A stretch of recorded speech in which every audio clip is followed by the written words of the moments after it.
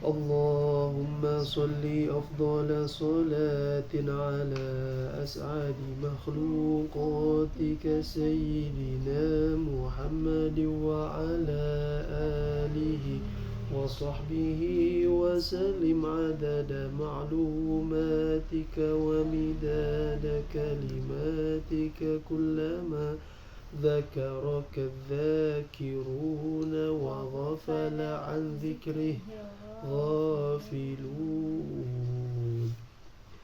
آمين آمين اللهم آمين. أعوذ بالله من الشيطان الرجيم. بسم الله الرحمن الرحيم. الحمد لله والصلاة والسلام على سيدنا ومولانا رسول الله وعلى آله وصحبه ومن والاه في مبدأ كل أمر ومنتهى.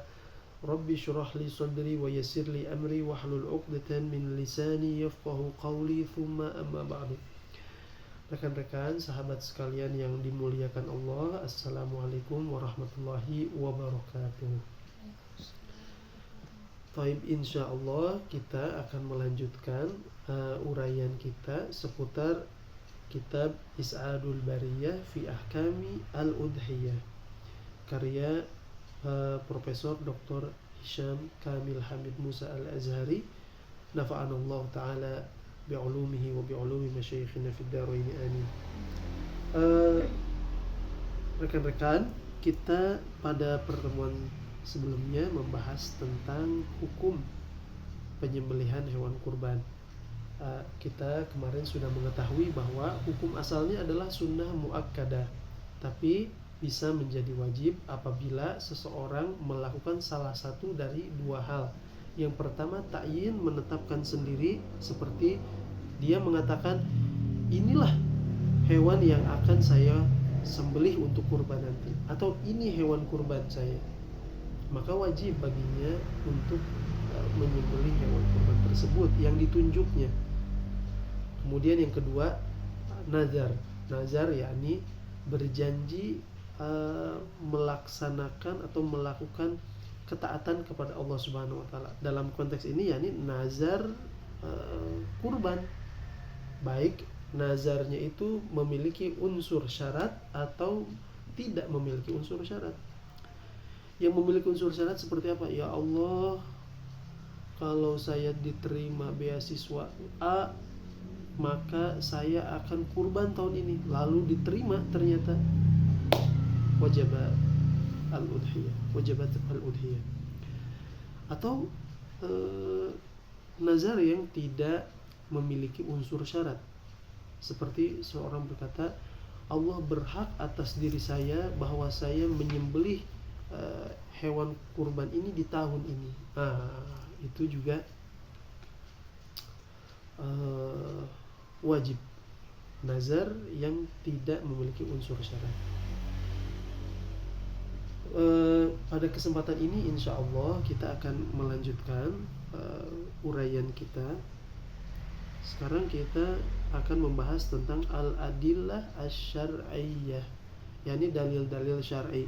Dalil-dalil syar'i yang menerangkan tentang disyariatkannya ibadah penyembelihan hewan kurban.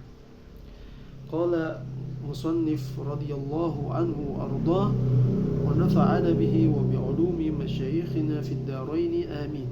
Al-adillah asy-syar'iyyah, dalil-dalil syar'i.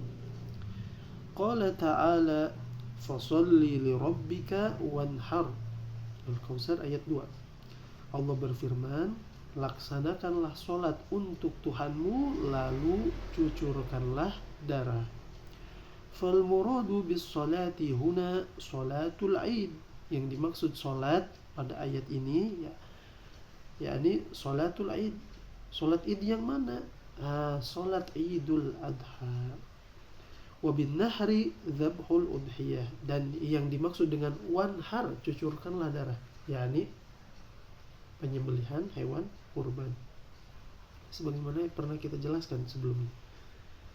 Taib, lain daripada itu, wa hadits Anas, ada juga hadis dari Anas radhiyallahu anhu qala Dohan Nabi sallallahu alaihi wasallam bikabshaini amlahaini aqranaini dzabahahuma biyadihi wa samma wa kabbara wa wada'a rijlahu ala sifahihima ay junubihima, akhrajahu al-Bukhari wa Muslim. Dari Anas radhiyallahu anhu, beliau berkata, yakni Anas bercerita bahwa dulu Nabi SAW itu pernah menyembelih 2 ekor domba yang warnanya putih, lalu dua-duanya juga memiliki tanduk. Dzabahahuma biyadihi. Rasul SAW menyembelih kedua domba itu dengan tangannya sendiri, yakni tidak diwakilkan. Dan memang afdolnya seperti itu. Tapi tidak setiap orang bisa menyembelih hewan kurban. Ada yang takut darah, ada yang memang tidak mampu, tidak mahir, tidak piawai dalam menyembelih hewan. Di sini boleh meminta untuk diwakilkan oleh orang lain. Wasamma wa kabbar, lalu Nabi menyebut nama Allah dan bertakbir, yakni bismillahi Allahu akbar.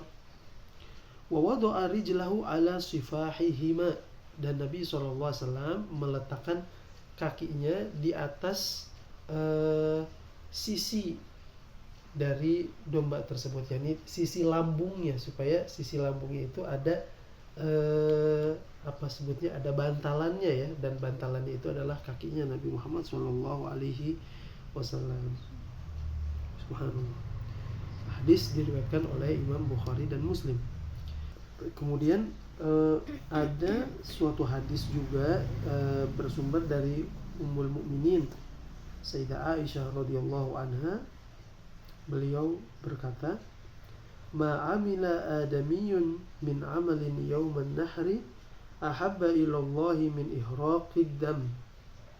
Innahu la ya'ti yawmal qiyamah biquruniha wa ash'ariha wa adlafiha wa anna ad-dama la yaqa'u min Allah bimakanin qabla an yaqa'a min al-ardi fatibu biha nafsan." Akhrajahu at-Tirmidzi wa qala hadithun hasan.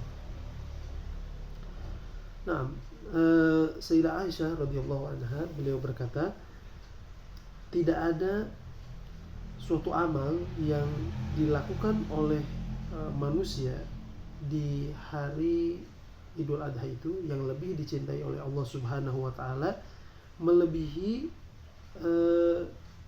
penyembelihan hewan kurban. Yakni penyembelihan hewan kurban itu merupakan amal ibadah yang paling dicintai oleh Allah Subhanahu wa taala di hari raya Idul Adha. Innahu la ya'ti yaumal qiyamah biquruniha wa ash'ariha wa adlafiha. Dan sesungguhnya hewan yang disembelih itu nanti di hari kiamat dia pasti akan datang kepada orang yang berkurban lengkap dengan tanduknya, lengkap dengan bulunya, dan lengkap dengan kukunya. Yang datang kepada orang yang berkurban menjadi sarana tunggangan untuk melewati sirat sehingga sampai kepada surganya Allah Subhanahu wa taala. Wa anna ad-dama la yaqa'u min Allah bimakanin qabla an yaqa'a min al-ard. Dan sesungguhnya kebaikan dari ibadah penyembelihan hewan kurban ini kebaikannya telah sampai lebih dulu kepada Allah Subhanahu wa taala sebelum darah menetes sampai ke atas permukaan bumi, atau sebelum darah sampai ke tanah. Itu kebaikannya sudah sampai duluan kepada Allah Subhanahu wa taala. Fatibu biha nafsan. Maka tidak perlu khawatir, tidak perlu merasa rugi, ya. Rasakanlah suasana baik pada momen ibadah penyembelihan hewan kurban ini. Hadis diriwayatkan oleh Imam At-Tirmidzi dan dikatakan bahwa hadis ini hasan. Kemudian ajma'atil ummah salafan wa khalafan ala masyru'iyyatil udhiyyah fil Islam. Nah, yang terakhir ada sebuah ijma' konsensus para ulama, baik ulama salaf maupun ulama khalaf, baik ulama terdahulu maupun ulama yang hadir yang datang belakangan, semuanya sepakat atas disyariatkannya penyembelihan hewan kurban di dalam agama Islam. Khulasatul kalam, ringkasan dari apa yang tadi kita bahas, penyembelihan hewan kurban ini thabit, yakni ma'ruf dan ditetapkan dalilnya oleh Al-Quran, hadis, dan ijma' para ulama. Dengan demikian tidak perlu ragu lagi bahwa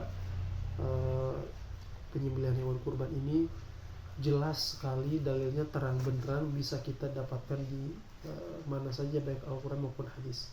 Insya Allah kita akan lanjutkan bahasan kitab ini pada sesi berikutnya. Wallahu muwaffiq ila aqwamit thoriq. Aqulu qouli hadza wa astaghfirullahal azim li wa lakum. Allahumma sholli afdhala salatin ala as'adi makhluqatika sayyidina Muhammad wa ala alihi wa sahbihi wa sallim adada ma'lumatika wa midada kalimatika kullama dhakaraka dhakiruna wa ghafala an dhikrihil ghafilun. Amin amin. Wassalamualaikum warahmatullahi wabarakatuh.